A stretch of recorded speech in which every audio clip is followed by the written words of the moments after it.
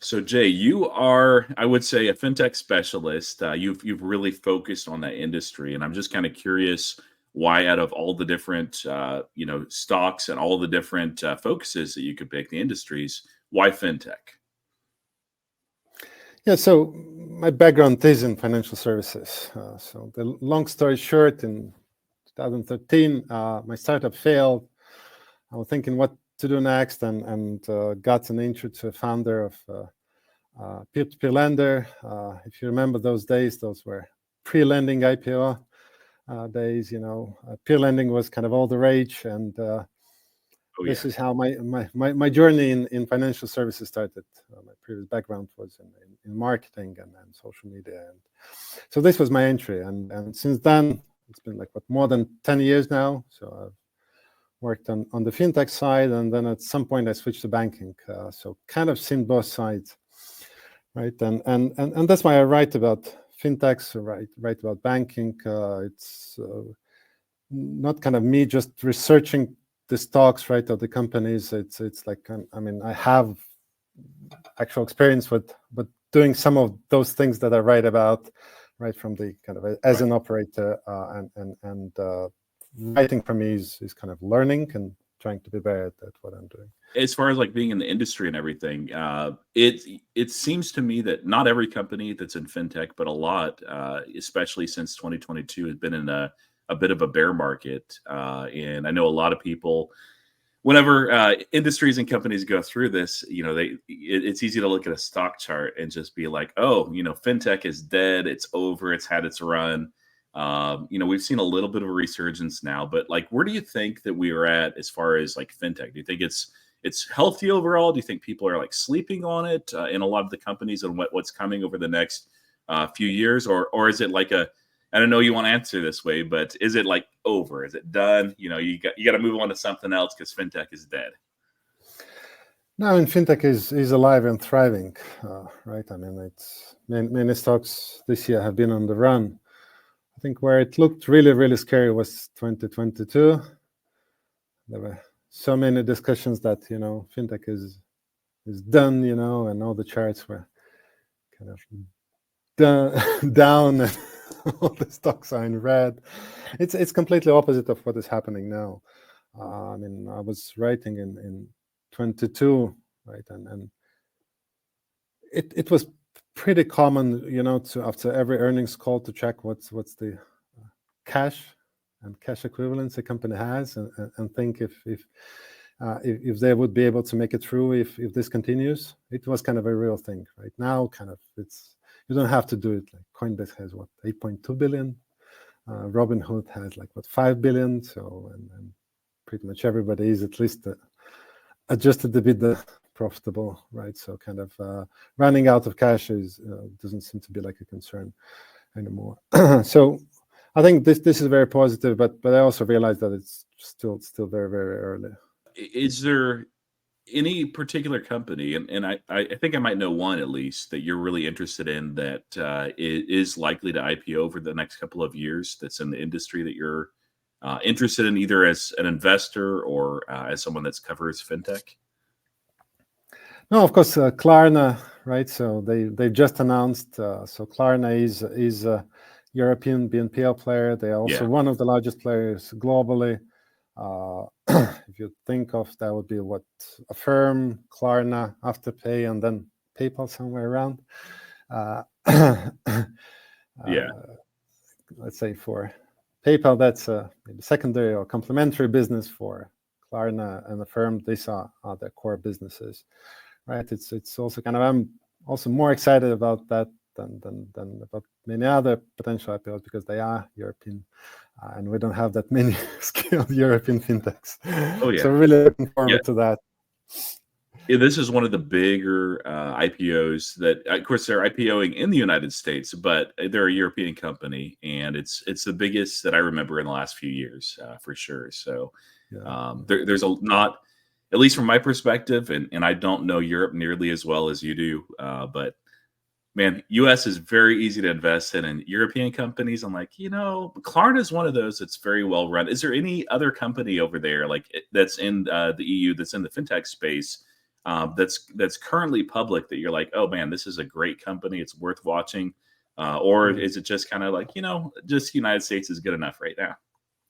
You see, kind of, I was asked this question. Can we kind of do overview of European fintech companies or European public fintech companies? There are probably like 5. Yeah. So that's why I'm super excited about European fintechs finally going public, like Klarna. But 2 other names are clearly, Adyen, right? So Adyen, if you think this is, if you think of modern merchant acquirers, then Adyen and Stripe are the 2 names that come up, right? So single platform built from scratch, full stack, so gateway processing, acquiring bank underneath, operating across the globe, right? So primarily the largest markets are Europe and the US, growing like crazy. So very interesting company to follow. I think if you're following merchant acquirers, then that's a company to definitely watch. And Wise, right? So Wise focuses on remittances, essentially consumers transferring, making cross-border payments. American investors would be more familiar with the Remitly. So kind of not to kind of say anything bad about Remitly. So Wise is like Remitly, but bigger and more profitable, right? And maybe a bit kind of further down the path, right? So they are already thinking kind of how to scale it beyond the consumers, right? How and onboarding kind of bigger corporate partners to scale their infrastructure. So this would be 2 companies, right? So I think when Klarna joins, right, this would be 3 very good companies to follow, right? European roots, strong footprint in Europe, but also like quite sizable footprint in the US, and definitely competing bravely with American fintechs, right? So It sounds like that there's a few, pretty decent companies in Europe in the fintech space that's worth following. And yeah, I agree. I recognize all those. I don't follow them, nearly as closely as you. But why do you think it is? Is it regulation? Is it something different? Why there's just not nearly as many in the EU versus the United States? And do you think that that's going to change over time? It's a good question, and I probably don't have a good answer. There's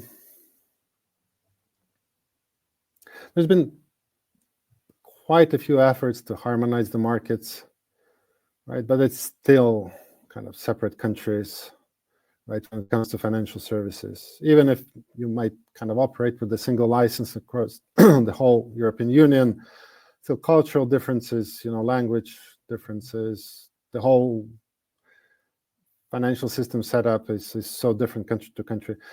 And that's why I believe you only hear about companies that manage to scale across multiple countries, and a few UK, because UK is big enough, right, on its own, right? So that's why I believe kind of that's kind of you don't hear much about scaled French companies or scaled German companies. There are a few, but kind of they become the local miracles, and very few who actually manage to really go across the board, right? Like Adyen, like Wise, like Revolut, like Klarna, and so. Oh yeah. Klarna is just. It seems like it's kind of a unicorn. They went from, I heard about them like, oh yeah, buy now pay later space. We'll see how they do, to having a very successful Christmas season here in the United States. I live in Houston, Texas, and I saw Klarna everywhere, and I'm like, man, I wouldn't mind having a piece of that company, and very impressed with the level of execution. Now, of course, here, Afterpay is part of the Block ecosystem, and of course, there's Max Levchin's unicorn that's doing very well as well, Affirm, and PayPal, of course, you mentioned, has a buy now pay later product, which is not exactly an afterthought. They approach it a little bit different way. But how do you think, as far as those buy now pay later giants, do you see any like regulation that's coming either on the EU side or American side that might hold them back? Or do you think this is an open door that they're just going to continue to thrive?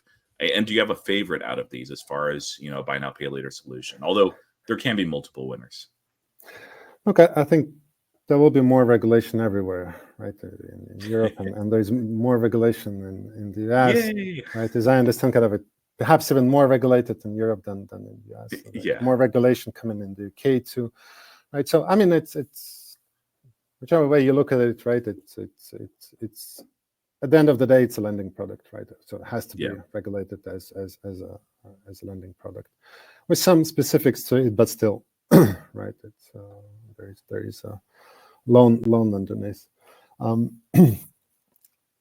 but I don't think it will kill them. At least not these big guys, right? I think kind of when it comes to these three, or if we include PayPal in the loop, I mean, they're big enough to kind of pivot, sustain, do the legwork to get additional licenses if needed, right? Comply with reporting regulation. I think that they will be fine, right? So I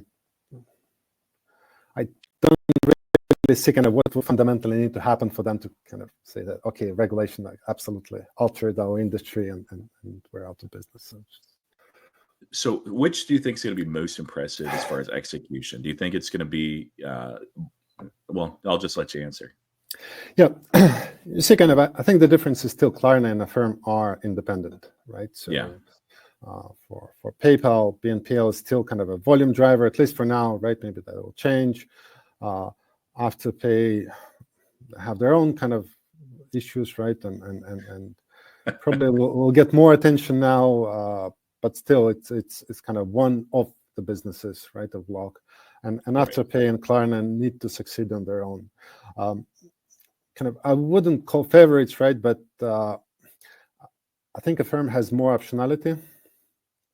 In the respect that they figure out how to do the harder part, which is longer duration loans, right? So classical BNPL offering will be whatever, paying 3, paying 4. So essentially short duration, this is where you very quickly learn, you kind of originate, you see if the person pays back, and then kind of through the year, kind of can enter a new market and see what's happening there. With the longer duration, it's way more difficult, right? It's so easy to give the money away. So the hard part is collecting it back. And when the loan is like, 2-3 years, it takes time to figure out if you did the right thing. Originating a loan, right? And then iterating through your models takes way longer, right? The amounts that you're exposed to are bigger. So and I think Affirm is far away, and that's just the lending side, right? I mean, they clearly have experimenting a lot around the card, right? The Affirm card, so completely changing kind of the channel, so to say, right? How people consume the products. They experiment with accounts, right? So essentially, I guess at some point there would be a move into kind of trying to be a bank, maybe to some degree. And Klarna is just starting with that. I mean, they kind of started offering accounts, but those are not really accounts. Like, what those are. So that's why I think Affirm is just further down the road in terms of like vectors of attack or opportunities that are ahead of them. All right, yeah, that's helpful. It's not I don't have too much interest just in the buy now pay later space, but I mean these are really good companies, and I mean it's nice to have your take on that. So let's talk about some companies that you and I track probably a little bit closer together. Some of you follow a lot closer than I do.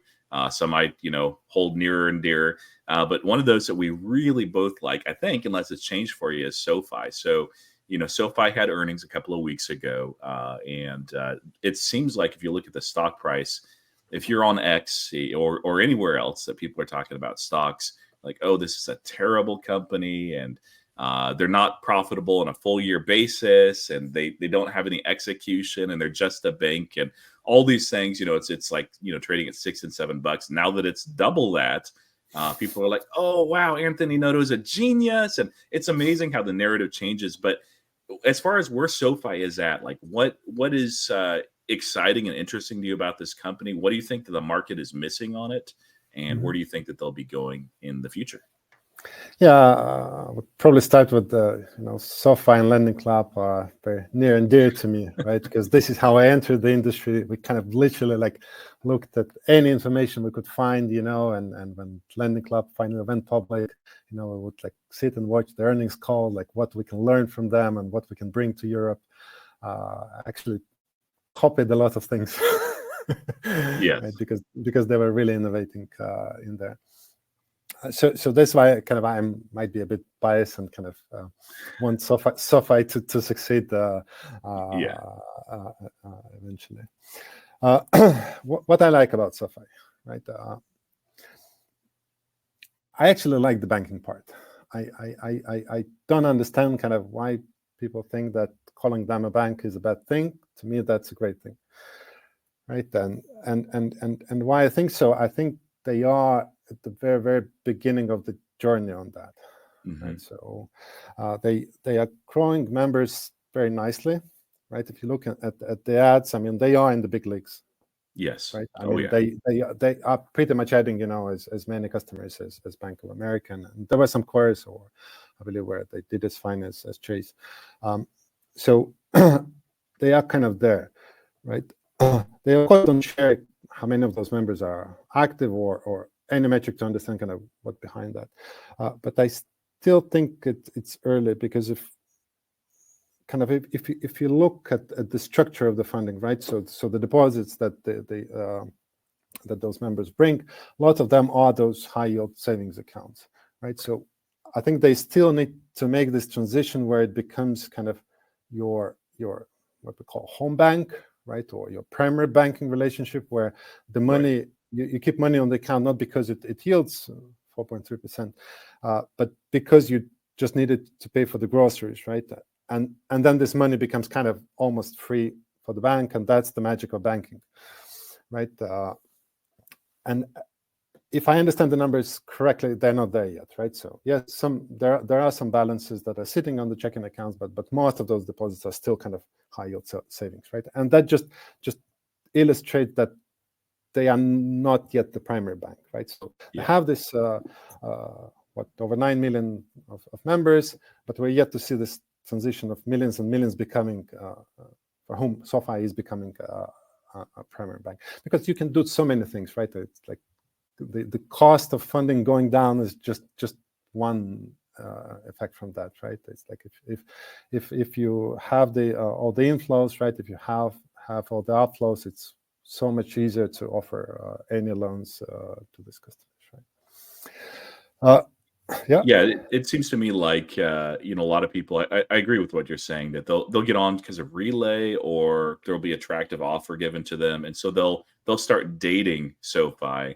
But a lot of them haven't married SoFi yet, haven't made that next level of commitment. So I think they have pretty incredible products. Like, I use them personally as a bank; that they're my primary bank, and great product and platform. So yeah, I appreciate that insight. And, I think that as that changes, as we see that commitment level change, and as more assets are brought over under that ecosystem, like, they're going to do really good things. Of course, they can lend against that too. So we're going to see a lot of that over this next year. So anything else as far as like SoFi, the execution, the team, and if you well, just go ahead. Yeah. Yeah. You see, I'm more kind of a numbers guy, right? I mean, kind of, the thing I do is mostly like I'm researching the companies, trying to spot kind of, is there some kind of short to medium term thing happening underneath that might not be that obvious yet, right? In the numbers of what they do, right? So I'm kind of not the best person to talk about the long-term vision, right? Or what's kind of the short-term fluctuation in the price, right? So this is why I'm thinking that for SoFi, right, at least for me, right, what I'm watching is like when the deposits actually start accumulating in those free checking accounts, because if they don't disclose like what's behind those members, right, you can use that as a proxy, right, of whether the primary banking relationship increases or decreases, right? And the second part, of course, is the credit card, right? So honestly, that's a puzzle. Why they're struggling so bad with that? Right. So, I mean, I think it wouldn't be an exaggeration to say that they are struggling, right? I mean, the charge-off rates are terrible. and this is weird, right? Because they are first and foremost the lender. They started with lending, right? They didn't start as many other neobanks with the whatever free checking and free debit card, right? They started with the hard part, the lending part, and they do. And it's not also like one horse pony, right? They do personal loans, they do mortgages, they do student loans, but somehow they cannot figure out the credit card, and I don't understand why, right? So any movement on that, this is what I'm closely watching, right? But as soon as these two things start moving, I mean, the people will start complaining why we call them a bank. It'll be a beautiful thing, right? Oh yeah, a no, bank will be an exciting thing to be. Yeah, that's been one of the weirdest things to me too. Is I'm looking at credit cards and I'm like, okay, they've got the hard part of lending already solved. Like they're great there, and they're so attractive that they're able to sell these loans just because the charge off rates are so low, and they're very selective. And of course, there's announcements with new partnerships and them being able to sell as far as like loan platforms and a lot of future business it's generating. But when you have a segment of your business and actually, well, not a full segment, but you have the invest platform, which maybe you're a little less interested in, and then credit cards, which now is at least not as much of a drain as it was.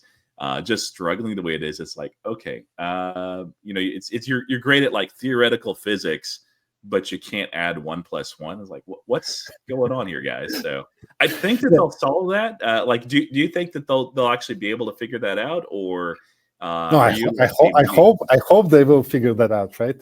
Because you see, I mean, credit card, it's not only like how you monetize your existing customers, you actually broaden your market, right? If you look at Chase, right, or JP Morgan and Toto as they report, so they would report like 40 something million of banking customers, which are essentially users of checking and saving account, but then they have like over 80 million which primarily comes from like credit card users, auto loans and mortgages, right? So figuring out the card, making a good offering, making it work financially, I think would just broaden what SoFi can do, right, in terms of members too, right? So these are two things that I'm watching. Now, with SoFi, their major part of their business prior to COVID was student loans and lending.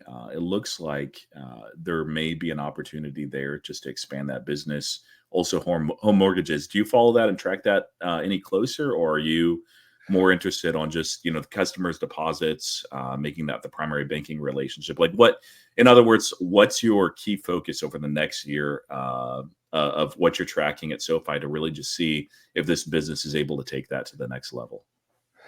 No, I mean, I'm always drawing parallels, right? I mean, yes, there is criticism. Don't compare SoFi to legacy banks. I still do, and I still will. Yeah. Right, because I think you can learn a lot from that, right? So if you look at Chase, their two main kind of loan books are credit cards and mortgages, right? So that's what banks that have almost free deposits through checking accounts do, right? So I think it's important to track. I just kind of, I don't think I have a thesis about SoFi and mortgage business, right? I mean, like there's just so much happening around this, right? I follow closely Blend, right? So I understand how cyclical this market is, and on top of mortgage origination, you have refinancing and what's not, right? So like multiple trends happening in there. I don't think I can add much to the discussion. So for me, SoFi is really about primary relationships, which have to track, unfortunately, independently, right, through the balances of deposits and then the credit card efforts, right? I think if they figure this too, this will be a completely different case. Right. And do you have any thoughts on the tech platform? It's fine if you don't, but one of the criticisms of SoFi that people have is like, hey, this platform is lagging. I'm one of those critics there. And some have even gone as far as saying like SoFi is just a bank. It's nothing more. Just ignore what's happening with the tech platform. I think I'll be hated by me for saying this. I actually don't understand what's in it for the tech platform from being a part of SoFi. Yeah.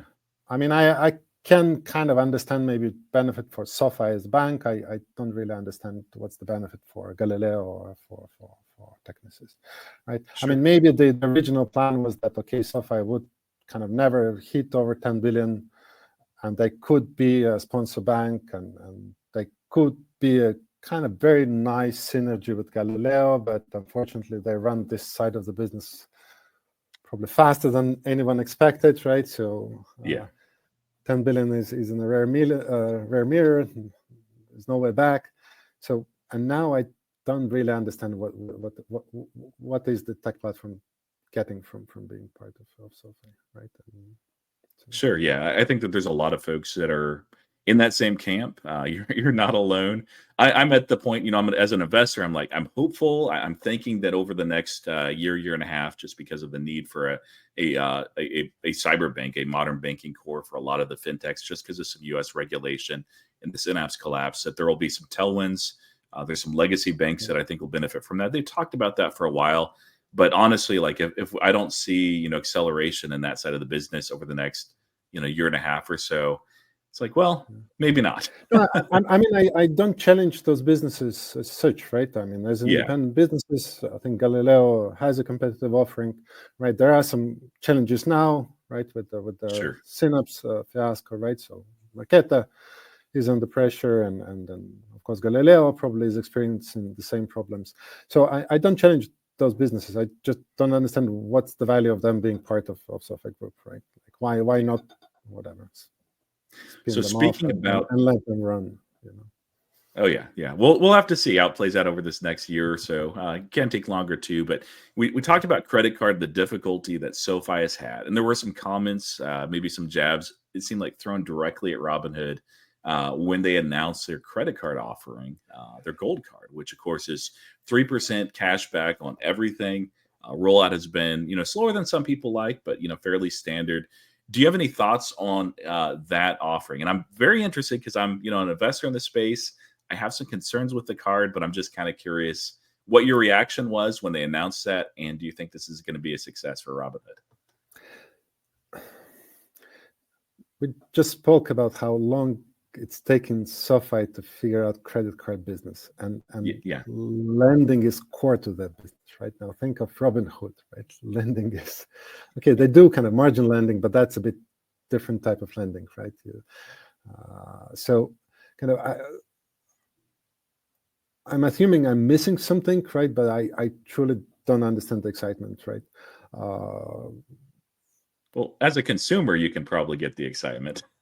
Yeah, I mean, kind of this is what we started with, right? It's easy to give the money away. It's hard to get the money back, right? And especially with the credit cards, it takes even longer, right, to understand that the person will eventually default, right? Because of kind of the lack of schedule. So, I mean, I understand this is a fantastic marketing tool, right? Getting the people in, experimenting with new things, right? I think it could be a meaningful contributor to user growth. I don't think it'll be a meaningful contributor to the bottom line. But I mean, I might be totally off, right? It's again one of those cases where I look at kind of companies like SoFi and them struggling in building credit card offering, and I just don't understand what Robinhood has that SoFi does. Yeah. I think that like best case scenario is a bowl. It's kind of like Costco's chicken that I don't. You guys might not have Costco over there. I don't know if you're familiar with it, but they sell it, at a big discount. Same with the food market stuff. Yeah. So they're actually taking a loss, and it's a loss leader just to get someone in the ecosystem. Best case scenario, and that's a little bit dangerous, is like they take a little bit of a loss, or maybe they break even and they get people in the ecosystem. I don't think it's a revenue driver for them at all. But as far as Robinhood itself, that's one that I went from personally of just seeing like this cyclical trade to like the level of execution that they delivered over this year. I've been very impressed, and I'm now a long-term investor. Is there? I see you cover Robinhood some, but maybe a little bit less than some others. Is there anything that you're beyond the credit card that you're like, wow, this is an amazing part of this business, or any concerns? What do you think of that company right now? Yeah, why I cover it less, right? It's I never worked with the brokerages, right, or asset management. So I worked with payments, I worked with deposits lending, all kinds of things, right? Issuing, acquiring, I never worked with brokerage, so I still don't have a feeling for this business, right? So I'm following the company very closely, but it's more for me kind of a learning this part of financial services. Yeah, that makes sense. Don't have an opinion. So let's get back in your wheelhouse then. So one of those companies that you do talk a lot about, and we have some different opinions on, and that's great. And I've learned, you've messaged me sometimes and said, "Hey, what about this? What about that?" And I'm like, "Oh, I need to look into that." Is PayPal. So PayPal has, of course, a newer CEO. He's been in since last August, or actually last September. As far as PayPal, like, have you, over the last, since Alex Chris has hit as CEO, has there been anything that's been like, oh, well, let me take a step back. Alex Chris, when he came in, of course, famously in January said that we will shock the world. And I think that the market thought, oh, this is going to be like, we're going to shock the world over the next month. I don't think that's what he meant. But has there been anything that has happened under PayPal that is surprised maybe or shocked you since Alex Chris has been at the helm? Yeah. So I like the speed of iteration, right? So how quickly they started shipping or trying to ship new products, right? And maybe it's just like they were all been in development and kind of Alex Chris just happened to be by the end of the development cycle, right? Announcing the launches right and left. Right, but still, kind of, he's kind of hitting the right areas, right? So we're talking Braintree, right? Because PayPal was getting a lot of criticism for Braintree, right? First of all, because it was just growth without any profitability. Second, like, is it really a competitive product, right? Where you have Stripe and Adyen. So I think Fastlane kind of at least kind of tells that they're back in the game, right? That they are ready to innovate and offer things that kind of other players in the space offer, and then them partnering with that is like even like whoa. That was big. Probably could have built it themselves, right? So there's something that they had that Adyen didn't, and I don't think it's technology, right? So this was kind of, for me, it was like gave some optimism, right, about the company. Now they're looking into Venmo. Of course, it's not the first time, right? But still, right. It's like, you kind of have the same number of actives as Cash App. You monetize very little of that, right? And maybe it's a different segment, or maybe nobody ever bothered to monetize the segment properly, right? So clearly, he needs at some point to get to the biggest part. Yeah. Of their gross profit, which is branded checkout, and I think this is where it kind of stops being just kind of expectations and hopes. This is where kind of the market will demand, like, okay, so what exactly will move a needle on this part, right? So as far as these first look products, Alex Chris mentioned 7 in particular back in January. Not all of them are launched, but out of those, of course, most prominent right now are probably the Venmo monetization, Fastlane, and both segments of the advertising business, the smart receipts and advanced offers. Is there any of those that you think is going to just be like potentially just ecosystem altering for PayPal, and this, it really stands out to you? Or are they just kind of like, well, we'll have to see? Yeah. So again, personal opinion, right? I think kind of hype around Fastlane might be kind of a bit, people expect it to do more than what it can do, right? After all, it's kind of accelerated checkout, but then it runs on, let's say, Braintree or Adyen or anything. And if we look at it, then Braintree contributes something like probably 15% of PayPal's gross profit. So I don't really know, even in theory, what Fastlane would need to do to move a needle, right? But it's good kind of to show that they can ship the products, right? That the offering is competitive. Right. I think PayPal taking them as, or not, Shopify taking them as one of the processors, alternative to Stripe, was a very strong signal, right? So kind of good parts there. I think out of the current developments. I think attempts to monetize Venmo is kind of probably the most exciting part. Okay. Right? Wow. Again, because I wrote about how Cash App monetizes its users, right? And Mhm. it's pretty much three things, right? So it's instant deposits, right? For getting your money out fast, but that's probably a segment specific need, right? But then the second part is Cash App Card, right? That's a massive driver, right? So it's not that, kind of I get the money in and send it to my peers, I'm done with Venmo, right? Like can that become your real wallet and wallet not only online like PayPal, but the wallet for you offline, right? That you would come into store and use your Venmo instead of whatever other app you're using at your bank.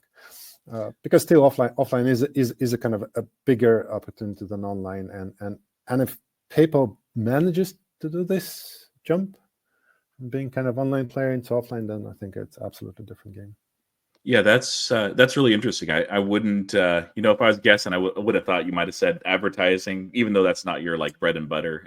But no, Venmo, like that. I think that surprised a lot of folks because Alex Chris talks about Venmo like a child, like just like a son that he's proud of and he wants to see grow up into its potential. And he mentions something about Venmo that it seems like he looks at it in a different way. Than most of the market, most investors, most analysts, just to see the potential. He talks about, of course, omni-channel solutions, being able to pay with Venmo offline, about monetizing, about this loss opportunity with money going in and out, and people just doing exactly what you said. That I send money to you on Venmo, you send money to me, and then we just forget about it. So it's a great opportunity. We'll have to see if they'll actually be able to monetize it. But no, I appreciate that answer. But all right, so pivoting on one that I don't hold personally, but you mentioned Cash App. So Block, where Jack has been for a while he was a little bit more distant with Block. He's come back in, fired the CEO. He is the CEO now. He's a driving force behind Block. What have you seen over the last year and a half of Block, like that? You've appreciated that you've been like, this is really an excellent focus. And are there any concerns that you have? Yeah, I started thinking that Block now is what PayPal was in the beginning of the year. Remember, the Block has this narrative that Jack will screw it up. Then PayPal had a narrative, Apple Pay is eating PayPal's lunch, right? And then if you look at the Yes. numbers, like not really. I mean, so at least this is my hope, right? That kind of Jack screwing it up is pure narrative that kind of doesn't play out into the business itself. So Block is, I think now is lots of people are concerned, and there are reasons to be concerned, right? So if you look at Square, which is still the largest part of the business, Right. in terms of the value, right? And gross profit, Cash App is already bigger, but like when I try to kind of triangulate how much they contribute to the market cap, I think this is the biggest chunk, right? Right. If you look at any metric, right, GPV revenue growth, they are like behind pretty much everybody, right? So it is very, very sad, right? So PayPal was there, right? There was a quarter where PayPal was growing slower than US e-commerce growth, right? So they were kind of started losing the market share like badly. It's not good. Yeah, terrible chart, right? So Square is there now, right? And then what's happening, even kind of more dramatic thing that is happening, that they're telling that, look, we see the turnaround in the trend, and the Wall Street analysts saying, we don't believe you, and they plug in the lower number, right? Because it's very common to see, like analysts plugging in the same numbers, right, as the management guidance. Here you see actually have this difference, right? So like essentially Wall Street does not believe that there is turnaround, right? So the kind of the expectations are very low. So and that's why I think that why I compared them to PayPal early in the year is that they don't actually need to deliver this change. They need to show the hope, or at least kind of deliver things kind of as signs that they can turn things around. and that would be good for the stock, right? So kind of that's my thinking. Is there anything that at Block that's going really well? I know that they've had some struggles recently, but that you've been like, hey, this is at least a compelling piece. No, inside kind of, if you look in even inside of Square, there are many good things, right? So international is growing fine, banking is growing fine, right? And let's not forget that they have a banking charter, right? It's an industrial charter, but still it's a charter, so they can do a lot, right? So these things are actually growing, right? It's like just kind of the segment, right, of customers that they have. It's kind of maybe the focus on the smaller folks, and then that kind of taking the volume down. So with we've talked about SoFi, we've talked about Robinhood, we've talked about Block, and we've talked about PayPal, and all of these have they're larger ecosystems, or they're trying to be. That you'll often hear them say one-stop shop, democratized finance, ecosystem of ecosystems. So there's a lot of overlap between each of them. If you were to pick just one CEO to head a company that would actually become a one-stop shop of these four, so don't pick like Toby or anything like that. Would you pick Alex Chris, Anthony Noto, Vlad Tenev, or Jack?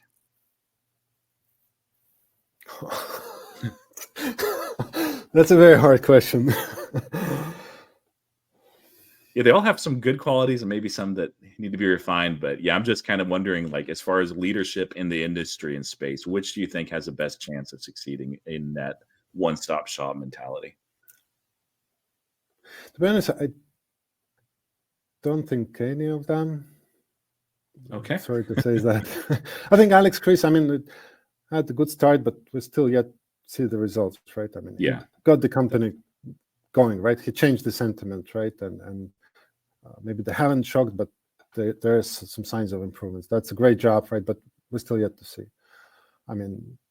Jack he has to kind of prove everybody wrong that he can allocate shareholder capital effectively, right? And then maybe some hiccups that happened before, with the Afterpay or Tidal, maybe were not that bad moves, right? After all, he has yet to prove that there was value in there. Anthony Noto, I like the bravery. Maybe a bit more transparency. Yeah. Because everything is great, everything is fantastic. It's never true. Yeah. There's always something not so cool happening. I would appreciate being a bit more honest about that.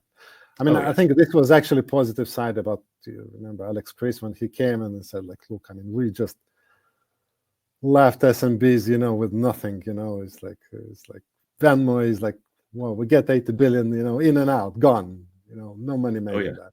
So I think he was very brutal, right? I think SoFi also has a few of those.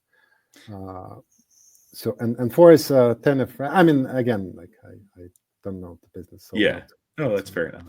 Yeah, I think that's one of the things that I really appreciated with Alex Chris when he came in was, and maybe it's easier to do when you come in as an outsider because you're not like tearing down people that you built up relationships with over the last decade or anything. He's coming in and he's like, that first earnings call, it was, it opened up my eyes because it showed me, I thought PayPal was in a pretty good spot, when Dan Schulman left. Like, there are things to change. And when he got there, it's kind of like turning on the lights and you see the cockroaches scatter. It's like, oh man, we got some issues, guys. And so he did that in that first earnings call. Now, I think he's got his footing and everything. But yeah, as far as these four, there's always ambition. You want ambition. You want them to drive for something greater, not just say, hey, we're good as a business right here. We're just going to stand pat, because if you do that in fintech, you're going to get eaten alive. That PayPal did that basically under Dan Schulman.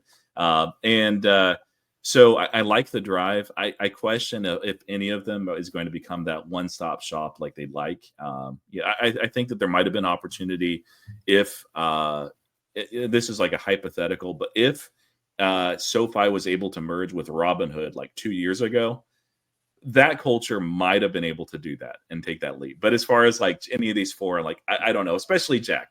I've said some harsh things about Jack. Great startup guy, a business at this stage. I have questions. So Look, as far as I like listening to JP Morgan earnings calls, right? I mean, I think Dimon really deserves the credit of the transparency. Like I mean, sometimes it looks very harsh to analysts, right? Like to the level of arrogance, but I think he's been very transparent. Look, guys, we're over earning. Whatever you put in your model, it's too high. It cannot continue forever, right? Would you buy your own stock? And I think Noto would say yes. I just did, right? right. Dimon is open to say no. Are you crazy at these multiples, right? Kind of. So yeah, it's a bit shocking. Like I've seen that with Alex Karp too, and Elon Musk basically say, "Hey, the stock's too high." And I think we're missing this, right? And I understand, right, that because all the CEOs were hit hard, in 22, now they need to be more positive, right? Because the early calls in 22 were really dark, right? I mean, listen to Robinhood calls. I mean, Tenef was like, I think, depressed and like, oh yeah, right. So just I think kind of this transparency maybe is being honest, right, to your shareholders, to analysts.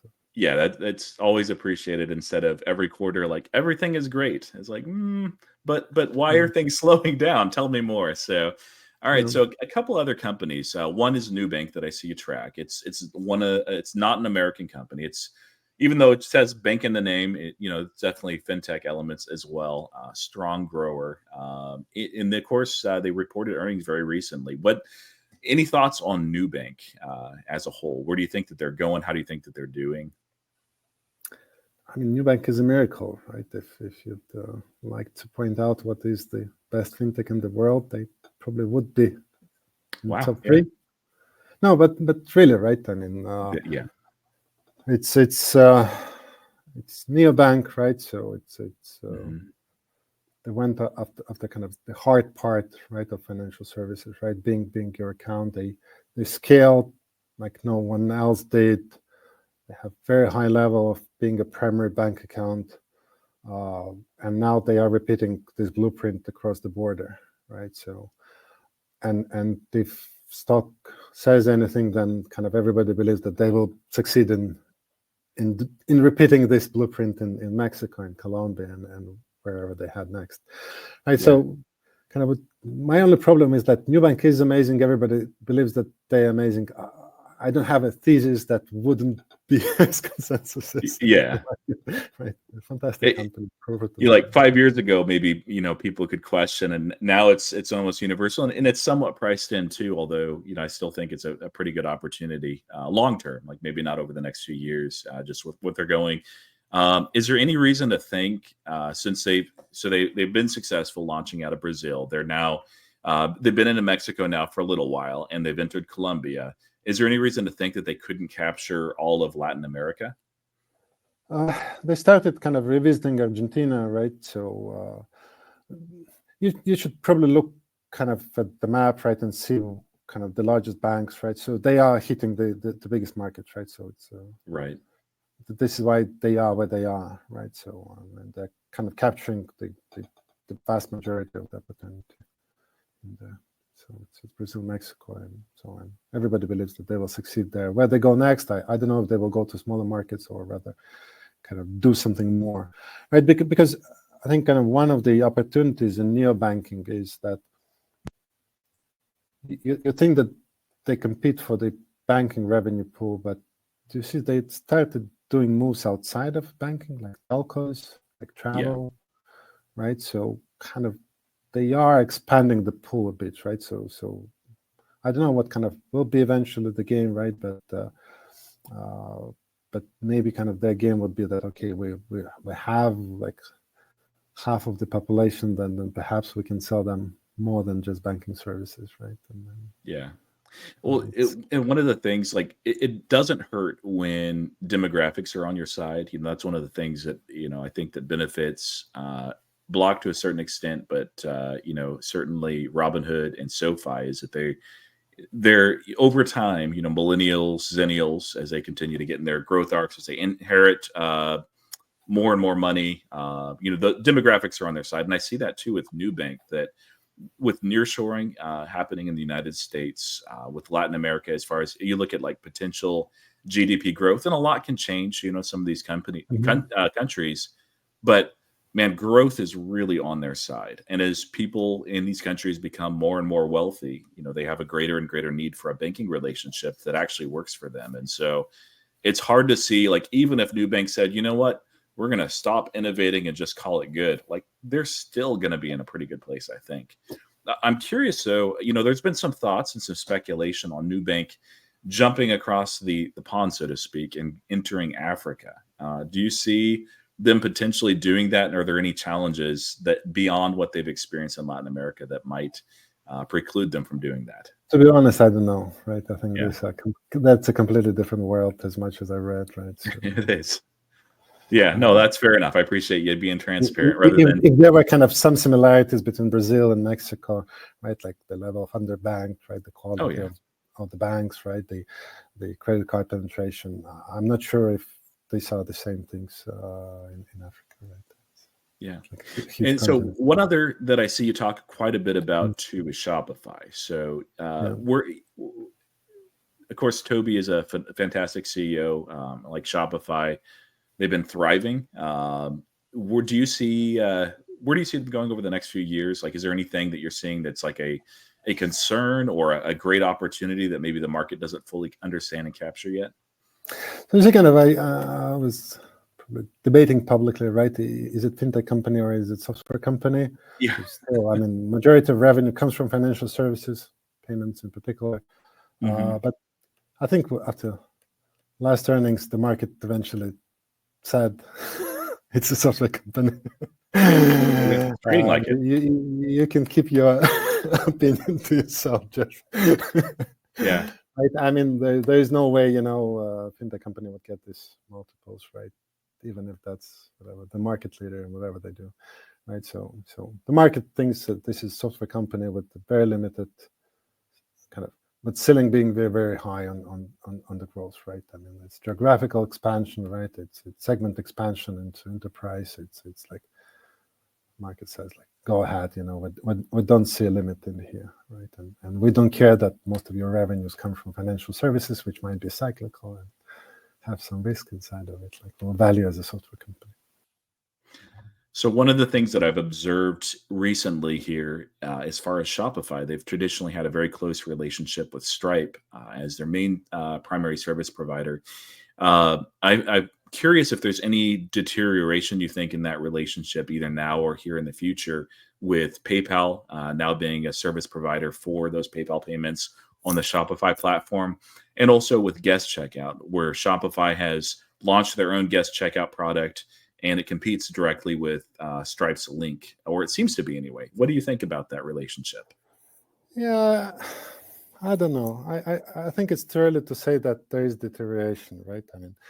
Shopify is growing, right? It's growing geographically. It's growing in customer segments, right? So it's. I think they're just improving the tooling, right? So like they announced partnership with Adyen, right? They like as an alternative for enterprise clients. You see, kind of apparently this they already partnered with PayPal before in France, right? So right. Looks like Stripe was not able to support them in France or something, and therefore, kind of this relationship is not actually new. They had it before, right? So I think it's just kind of Shopify diversifying, right? Trying to support as many customers as possible and so on. Sure. If you look at it, at what Stripe is doing, Stripe is also diversifying, right? In the sense that they don't kind of require anymore to be the processor, right? You can get the software offering from them or just the gateway, and then you can kind of bring your own processor. I think it just kind of comes with growth, international and especially enterprise, right? Enterprise customers are more demanding, so to say. Than yeah, for sure. Yeah, so I wouldn't read much into that. Yeah, I think. Yeah, it's not what it was, 10 years ago, where you just process a payment and you're done. You're good. Now they want more. Adyen, certainly we've not talked about Adyen, but they've been a big part of that transition too. Any other fintech companies that you like really have a close eye on that you're fascinated with what they're doing? Coinbase, right? I understand Okay. that kind of Yeah. it's like you believe in crypto or you don't. Are you a believer? I believe that crypto will stay in this world in kind of one form or another, right? I think whether purely technology or the assets, and it's obvious now that Coinbase will be part of this world, right? So they are like have so many angles, right? So many offerings and so many things in pipeline that that they will figure out how to be part of that. So that's why I'm super volatile stock, right? But Yeah. I think long term it will be best. Yeah. Okay. Well, cool. Yeah. No, that's interesting. Um, Jay, how do people follow you if they want to learn more? If they want to follow your content, what's the best way to do that? Yeah, I'm mostly active on Twitter, but I have my first name as my handle, so absolutely non-pronounceable. So you better follow the link in the notes, or you can find me through my newsletter, which is popularfintech.com. All right. And I'll put that in the description as well. So anyone that'd like to follow, if you're into fintech at all, again, I highly recommend that you end up following this man. He has some great insights. Anytime that I am too busy to delve into some of the earnings, like you're just like posting different clips and insights. Just I'm like, okay, I don't know how your brain works this way, but it's fantastic, and I appreciate you very much. Thank you, by the way, for coming on. Love this chat. We'll have to do it again sometime. Yeah, thanks a lot, Ray.